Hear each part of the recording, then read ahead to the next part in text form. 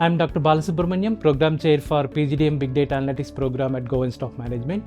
We are standing in the Data Visualization and Advanced Analytics Lab at Go Stock Management. This lab is a great learning place for all the big data analytics students, and the lab is equipped with all the licensed softwares like SAS, Minitab, MATLAB, and many other software tools that are really required for the students to do their day-to-day analytics work.